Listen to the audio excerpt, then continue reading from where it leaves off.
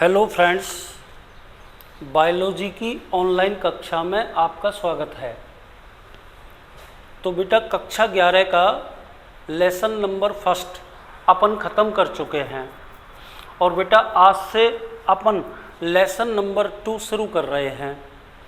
और बेटा पाठ नंबर 2 का नाम क्या है? जीव जगत का वर्गीकरण, है ना। तो इसमें सबसे पहले अपन वायरस की संरचना ये टॉपिक पढ़ेंगे। कौन सा टॉपिक पढ़ेंगे बेटा? वायरस की संरचना, ठीक है। और आपके सिलेबस के अकॉर्डिंग जिस वायरस के बारे में अपन पढ़ने वाले हैं वो टीएमबी है। कौन सा वायरस है? टीएमबी है, यानी कि टोबैको मोज़ेक वायरस, तंबाकू का मोज़ेक वायरस, ठीक है ना। ये पढ़ेंगे बेटा, ठीक है। तो अब इसके बारे में अपन को क्या लिखना है, थोड़ा सा सुन लो कि देखो, वायरस न्यूक्लियोप्रोटीन के वायरस न्यूक्लियोप्रोटीन के, चाहे से लिख दो, से बने कण होते हैं। न्यूक्लियोप्रोटीन से बने कण होते हैं। क्या मतलब है इसका? कि वायरस का निर्माण न्यूक्लिक अम्ल एवं प्रोटीन के संयोजन से होता है, ठीक है। वायरस में सबसे बाहर की ओर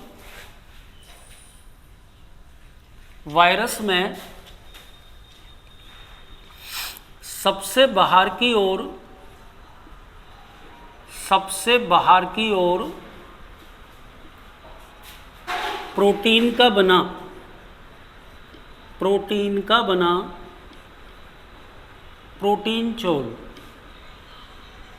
प्रोटीन चोल या कैप्सिड, प्रोटीन चोल अथवा कैप्सिड पाया जाता है, जिसका निर्माण अनेक छोटी छोटी उप इकाइयों,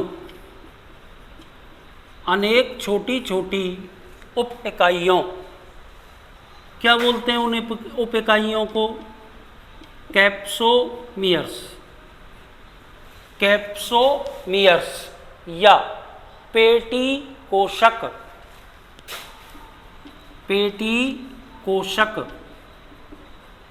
के संयोजन से होता है।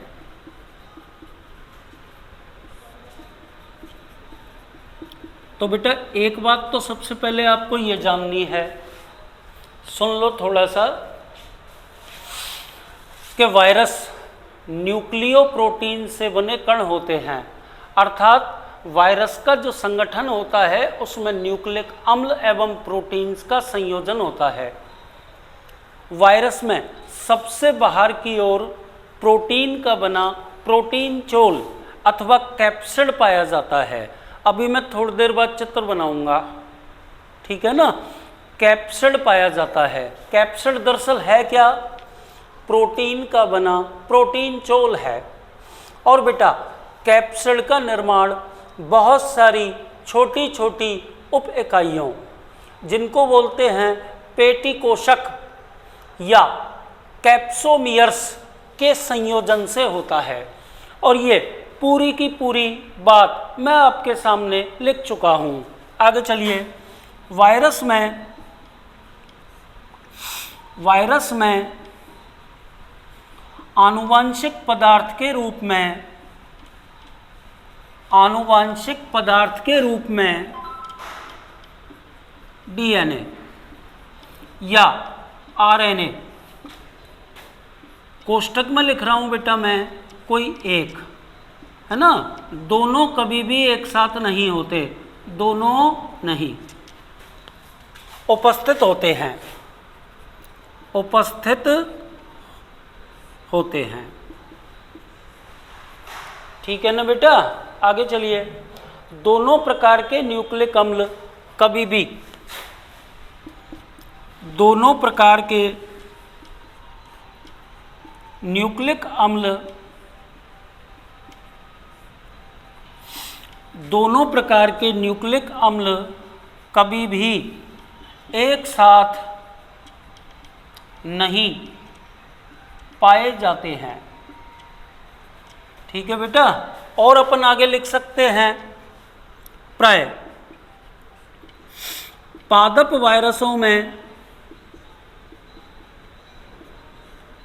पादप वायरसों में एक रज्जुकी आरएनए, और इसको अपन बोलते हैं सिंगल स्ट्रैंडेड आरएनए। एसएसआरएनए का मतलब क्या है? Single stranded RNA. तथा जंतु वायरसों में, जंतु वायरसों में डबल स्ट्रैंडेड डीएनए, क्या बोलेंगे इसको हिंदी में? द्विरज्जुकीय डीएनए,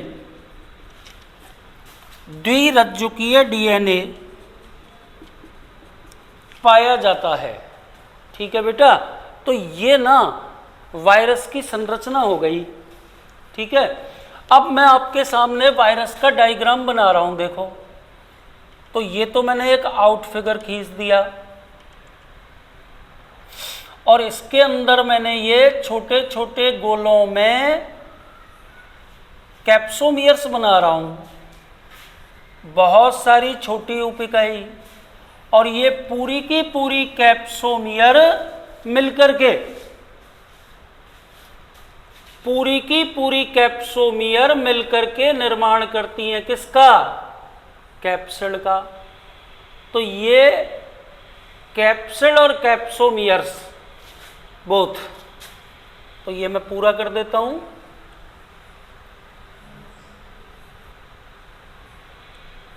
ये अनेक छोटी छोटी उपिकाइयां हैं, और इन उपिकाइयों को अपन क्या बोलेंगे? कैप्सोमियर्स नाम लिख देता हूं। These are capsomeres. ठीक है, और ये पूरा का पूरा हिसाब किताब क्या है? कैप्सिड, यानी कि प्रोटीन चोल। ठीक है ना। और बेटा ये इसके अंदर मुझे बनाना है single stranded RNA, single stranded RNA. ये टोबैको मोज़ेक वायरस का आरएनए हो गया, इसका मैं नाम लिख देता हूं एसएसआरएनए। तो बेटा ये जो आपके सामने चित्र मैंने बनाया है, ये तंबाकू के मोज़ेक वायरस का है। ठीक है, तो एक बार आप वायरस की संरचना ध्यानपूर्वक सुन लें, वायरस की संरचना ध्यानपूर्वक सुन लीजिए। ठीक है, देखो वायरस, गौर से सुनना, न्यूक्लियोप्रोटीन से बने कण होते हैं। वायरस में सबसे बाहर की ओर प्रोटीन का बना प्रोटीन चोल अथवा कैप्सिड पाया जाता है। ये पूरा कप देखो ऐसे होता है कैप्सिड, यूं खोल, प्रोटीन का बना खोल, चोल कह दो, चोल माने आवरण होता है। और बेटा इस प्रोटीन चोल अथवा कैप्सिड का निर्माण अनेक छोटी छोटी उप इकाइयों कैप्सोमियर्स के संयोजन से होता है। लिख चुका हूं बेटा। कैप्सोमियर्स को हिंदी में क्या बोलते हैं? पेटी कोशक, ये बोलते हैं। आगे चलिए, वायरस में आनुवांशिक पदार्थ के रूप में डीएनए या आरएनए पाया जाता है। दोनों प्रकार के न्यूक्लिक अम्ल एक साथ वायरस में उपस्थित नहीं होते। प्राय पादप वायरसों के अंदर एक रज्जुकी आरएनए यानी कि सिंगल स्ट्रैंडेड आरएनए तथा जंतु वायरसों में द्विरज्जुकीय आरएनए यानी कि डबल स्ट्रैंडेड आरएनए नहीं डीएनए पाया जाता है। और बेटा ये मैंने आपके सामने टोबैको मोज़ेक वायरस की संरचना बना दी, जिसमें बाहर की ओर तो प्रोटीन चोल है, प्रोटीन चोल को अपन ने नाम दे दिया कैप्सिड। कैप्सिड का निर्माण बहुत सारी छोटी छोटी उप इकाइयों कैप्सोमियर से हुआ है। और बेटा इसमें आनुवांशिक पदार्थ के रूप में सिंगल स्ट्रैंडेड आरएनए है, यानी कि एक रज्जुकीय आरएनए है। तो आपको ये याद रखना पड़ेगा बेटा कि जंतु वायरसों के अंदर द्विरज्जुकीय डीएनए पाया जाता है, पादप वायरसों के अंदर जनरली एक रज्जुकीय आरएनए पाया जाता है। बेटा इसके अपवाद भी हैं, उल्टा भी हो सकता है, पर अपन ने जो बात की है वो इन जनरल की है। इन जनरली क्या बताया मैंने कि जंतु वायरसों के अंदर डबल स्ट्रैंडेड डीएनए और बेटा पादप वायरसों के अंदर एक रज्जुकीय आरएनए। ठीक है, अब अपन अगला प्रश्न पढ़ते हैं। अब अपन अगला प्रश्न पढ़ते हैं बेटा, वायरस सजीव है या निर्जीव? तो देखो बेटा सबसे पहले तो आपको मैं बता देता हूं कि वायरस को न तो सजीव माना जाता है ना वायरस को निर्जीव माना जाता है। ठीक है, बल्कि ये सजीव और निर्जीव के बीच की योजक कड़ी माना जाता है। एक्चुअल में है क्या? ये है बेटा कि जब वायरस सजीव कोशिकाओं के भीतर होता है तो बेटा सजीवता के लक्षण दर्शाता है, और जब बेटा ये सजीव कोशिकाओं के बाहर होता है तो ये निर्जीव लक्षण प्रदर्शित करता है। इसलिए बेटा वायरस को सजीव अथवा निर्जीव कहना गलत है। सबसे ज़्यादा उपयुक्त से सजीव और निर्जीव के बीच की योजक कड़ी, कनेक्टिव लिंक बिटवीन लिविंग और नॉन लिविंग ऑर्गेनिज्म। ठीक है बेटा, तो अब अपन क्या पढ़ रहे हैं कि कुछ लक्षण तो वायरस के सजीवता के पढ़ेंगे। तो यहाँ बोर्ड को मैंने दो भागों में बांट दिया। आगे तो लिख दिया मैंने वायरस के सजीवता के लक्षण, और पीछे मैंने लिख दिया बेटा वायरस के निर्जीवता के लक्षण। निर्जीवता के लक्षण तो अब अपन को लगभग 2-3 लक्षण वो बताने हैं जो ये स्पष्ट करेंगे कि वायरस सजीव है ना। जैसे देखो फर्स्ट पॉइंट, वायरस में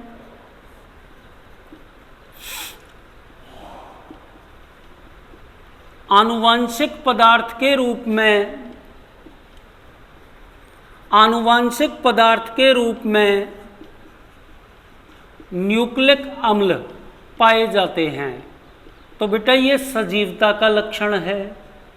ठीक है बेटा, दूसरा देखिए, दूसरा सजीवता का लक्षण क्या है?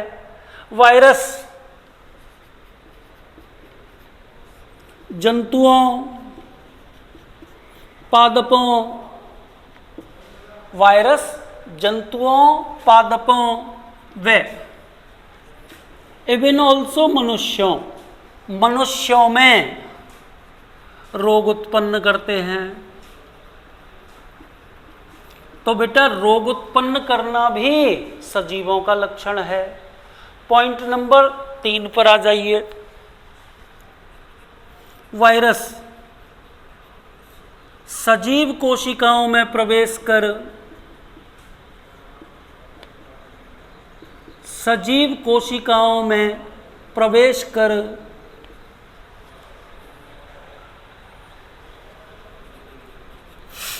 उनके उपापचय पर नियंत्रण करके गुणन द्वारा अपनी संख्या बढ़ाते हैं, गुणन द्वारा अपनी संख्या बढ़ाते हैं। तो बेटा गुणन से मतलब क्या हो गया, ये एक प्रकार का जनन हो गया। तो बेटा ये तीनों के तीनों लक्षण प्रदर्शित करते हैं कि वायरस सजीव होता है। अब बेटा बोर्ड के दूसरी साइड में अपन कुछ ऐसे लक्षणों के बारे में लिखेंगे जो वायरस की निर्जीवता प्रदर्शित करते हैं। जैसे देखो बेटा, वायरस अकोशिकीय होता है। मतलब देखो, आपने कक्षा 11 में सुनोगे आप, जब आपको मैं साइटोलॉजी पढ़ाऊंगा तो आप उसमें पढ़ेंगे कोशिका सिद्धांत, और कोशिका सिद्धांत में आप पहला ही पॉइंट जानेंगे कि प्रत्येक सजीव का शरीर कोशिकाओं या उसके घटकों से मिलकर बनता है, या यूं कह दो कि कोशिका जीव के शरीर की संरचनात्मक और क्रियात्मक इकाई है। और अभी बेटा थोड़ी देर पहले मैंने आपको वायरस की संरचना भी बताई है, तो आपने भी उसमें देखा होगा कि वायरस की संरचना में कहीं भी कोशिका है ही नहीं, केवल न्यूक्लिक अम्ल एवं प्रोटीन थे, कोशिका तो कोई मतलब ही नहीं था। तो निर्जीवता का पहला लक्षण क्या हो गया कि वायरस अकोशिकीय होता है। दूसरा, सजीव कोशिकाओं के बाहर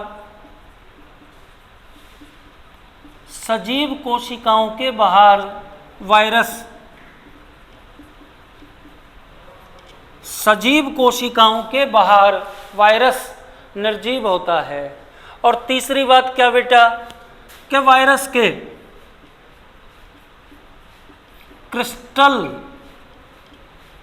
या रवे बनाए जा सकते हैं। तो बेटा ये तीनों की तीनों बात वायरस के निर्जीवता के लक्षण प्रदर्शित करते हैं। अब मेरी बात सुनो और ध्यान से इसको सीखो।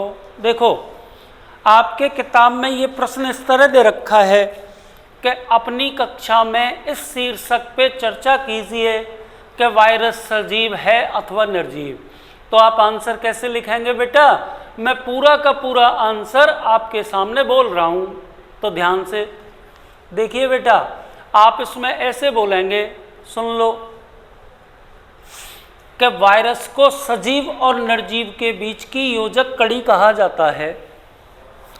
जब वायरस सजीव कोशिकाओं के भीतर होता है, ठीक है, तो ये सजीवता के लक्षण दर्शाता है।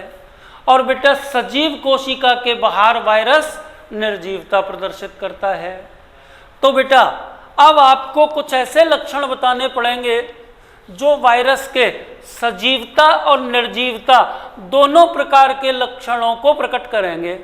जैसे मैंने ब्लैक बोर्ड को दो भागों में बांट करके आगे तो मैंने वायरस के सजीवता के लक्षण लिख दिए और पीछे मैंने वायरस के निर्जीवता के लक्षण लिख दिए। सो वो आपको देखने और पढ़ने पड़ेंगे। देखिए, लक्षण नंबर 1, सजीवता के लक्षण। वायरस में आनुवांशिक पदार्थ के रूप में आरएनए अथवा डीएनए पाया जाता है। दूसरी बात सुन लें कि वायरस सजीव कोशिकाओं के भीतर प्रवेश करके, गौर करना, वायरस सजीव कोशिकाओं के भीतर प्रवेश करके उनके उपापचय को नियंत्रित करके गुणन के द्वारा अपनी संख्या में वृद्धि करता है। इट मीन्स जनन। तो आप ही मुझे बताइए कि जनन किसका लक्षण है? सजीवों का।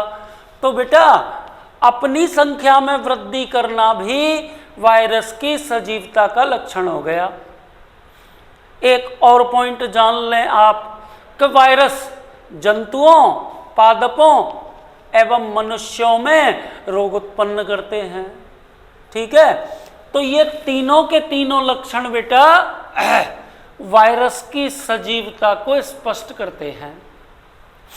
बेटा इन अदर हैंड दूसरी तरफ आ जाइए। दूसरी तरफ मैंने बेटा वायरस के निर्जीवता के लक्षण लिखे हैं। क्या क्या लिख रखे हैं? एक तो मैंने बोला है कि वायरस अकोशिकीय होता है। ठीक है, जबकि आप जानते हैं कि प्रत्येक सजीव का शरीर कोशिकाओं से मिलकर बना होता है, अर्थात कोशिका को जीव के शरीर की संरचनात्मक और क्रियात्मक इकाई कहते हैं। ठीक है ना। लेकिन बेटा आपको मैंने वायरस की संरचना भी पढ़ाई है। वायरस अकोशिकीय है, मीन्स इसमें कोशिकाएं है ही नहीं। दूसरा पॉइंट, सजीव कोशिकाओं के बाहर वायरस कैसा होता है बेटा? निर्जीव। इसके अलावा तीसरा और अंतिम पॉइंट क्या है बेटा? कि वायरस के क्रिस्टल अथवा रवे बनाए जा सकते हैं। अब बेटा रवे तो निर्जीव पदार्थों के ही होते हैं, है ना। अब अपन तीसरा और आज का अंतिम प्रश्न पढ़ते हैं। वायरस का इतिहास, ये अपना अगला हेडिंग है। देखो आपको मैंने वायरस की संरचना बता दी, आपको मैंने ये बता दिया कि क्यों इसे निर्जीव और सजीव के बीच की योजक कड़ी मानते हैं। अब आप वायरस के इतिहास के बारे में पढ़ेंगे। ठीक है बेटा, तो क्या क्या आपको इसमें पढ़ना है? सबसे पहले सबसे महत्वपूर्ण वैज्ञानिक इवानोव्स्की, ये वैज्ञानिक का नाम है बेटा। ठीक है, सुनिए। इवानोव्स्की ने तंबाकू के मोज़ेक रोग के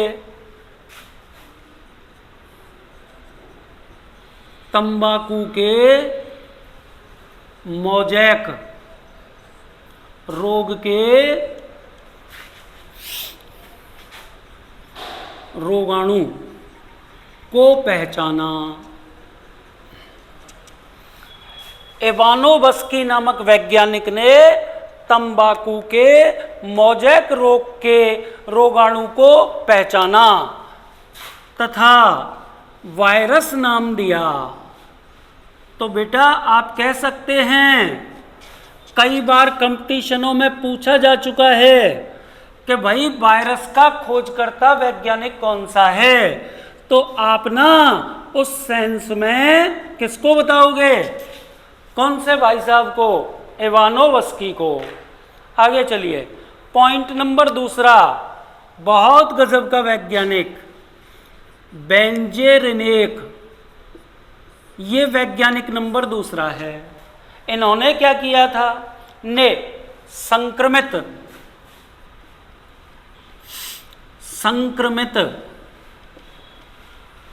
तंबाकू के पौधे के रस को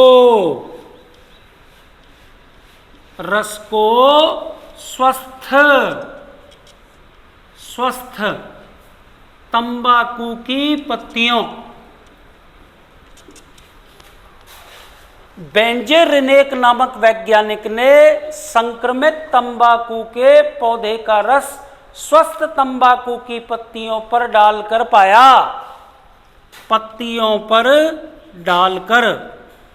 पाया कि स्वस्थ पत्तियां भी कैसी हो गई बेटा?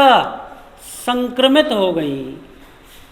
तो बेंजेरिनेक नामक वैज्ञानिक ने क्या किया कि संक्रमित तंबाकू के पादप की पत्तियों के रस को स्वस्थ तंबाकू की पत्तियों पर डालकर पाया कि स्वस्थ तंबाकू के पादप की पत्तियां भी संक्रमित हो गई। याद रखना पड़ेगा दोनों के दोनों वैज्ञानिक। अभी एक और आ रहा है, स्टैनले। तो पहला वैज्ञानिक तो आपने कौन सा पढ़ा? इवानोव्स्की।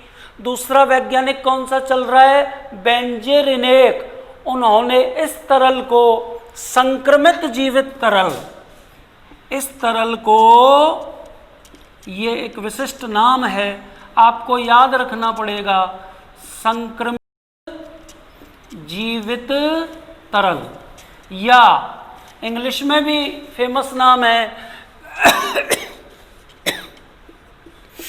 कंटेजियम बाइबियम फ्लूइडियम, ये नाम दिया बेटा उस द्रव को। और अब आ जाइए तीसरे और अंतिम वैज्ञानिक पे, कि स्टैनले नामक वैज्ञानिक ने टीएमबी के क्रिस्टल या रबे बनाए। कौन से वैज्ञानिक ने बनाए? स्टैनले ने। क्या बनाए? टीएमबी के क्रिस्टल।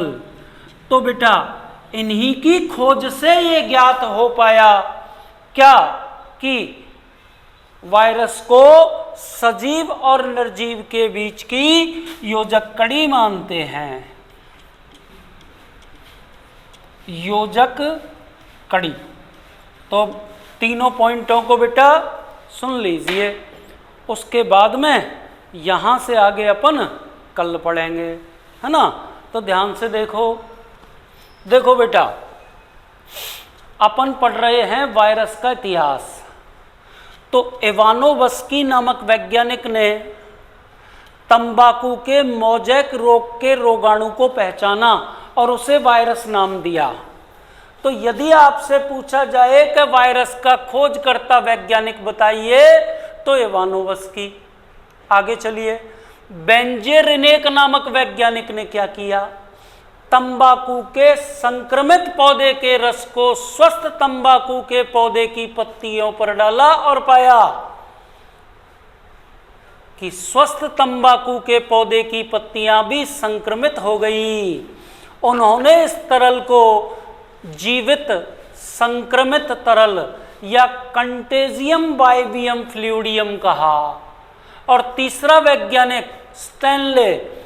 बेटा वायरस में ना दो ही वैज्ञानिक इंपॉर्टेंट है, एक तो बेटा इवानोवस्की और एक स्टैनले। तो स्टैनले नामक वैज्ञानिक ने सर्वप्रथम टोबैको मोजैक वायरस का क्रिस्टलीकरण किया।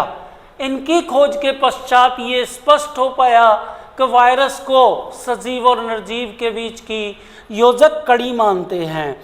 इसके अलावा आपको एक और शब्द याद रखना पड़ेगा कि वायरस अविकल्पी परजीवी होता है। इट मीन्स इसके पास विकल्प नहीं है, मतलब ये परपोषिता भी प्रदर्शित करता है। क्या मतलब हुआ इसका? कि वो जो तंबाकू का मोजैक वायरस है, यदि इस वायरस को तंबाकू का पादप नाम लेना, तो ये वायरस हमेशा हमेशा के लिए पृथ्वी पर से समाप्त हो जाएगा। अर्थात ये अविकल्पी परजीवी है, इसके पास कोई दूसरा विकल्प नहीं होता है। और दूसरी बात, परपोषी विशिष्टता प्रदर्शित करता है। तो बेटा आज के लिए इतना ही, यहाँ से आगे अपन कल पढ़ेंगे।